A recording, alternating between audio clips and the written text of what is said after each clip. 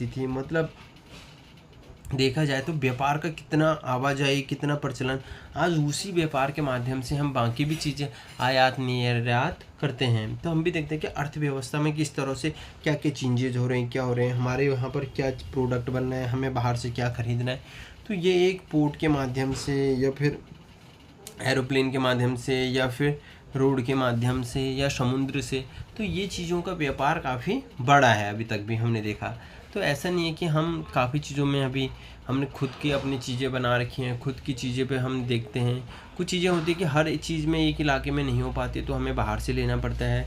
इसमें हमने देखा कि इसमें लगभग 200 वर्ष के बाद पश्चिमी भारत में सातवाहन नामक राजवंश का प्रभाव बढ़ गया और सातवाहन का सबसे प्रमुख राजा गौतमीपुत्र श्री सातकर्णी था। और उसके बारे में हमें उसी माँ गौतमी बालश्री द्वारा दान किए गए एक अभिलेख से पता चलता है।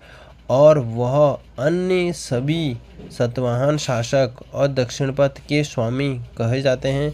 और दक्षिण पथ का शाब्दिक अर्थ है कि दक्षिण की ओर जाने वाला रास्ता होता है, और पूरे दक्षिणी क्षेत्र के लिए भी यही नाम प्रचलित था।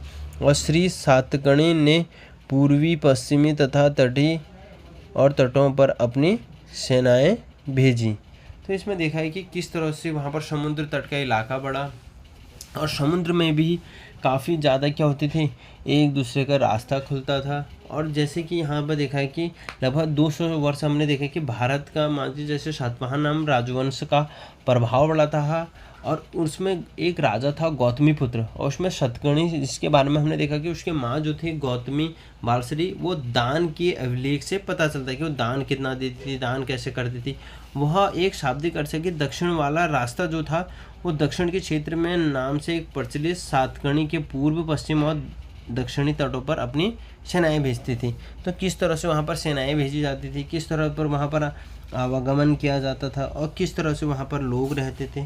तो ये चीज़ें एक दूसरे से क्या होती हैं, मिलती जुलती रहती हैं। और देखा जाए तो समुद्र तट जो है आज के टाइम पे भी काफ़ी इम्पोर्टेंट है, और उस टाइम पे भी काफ़ी ज़्यादा प्रचलित था। तो हम जो कल पढ़ेंगे तो ये पढ़ेंगे हम रेशम मार्ग की कहानी। तो थैंक यू सो मच, मिलते हैं नेक्स्ट वीडियो में।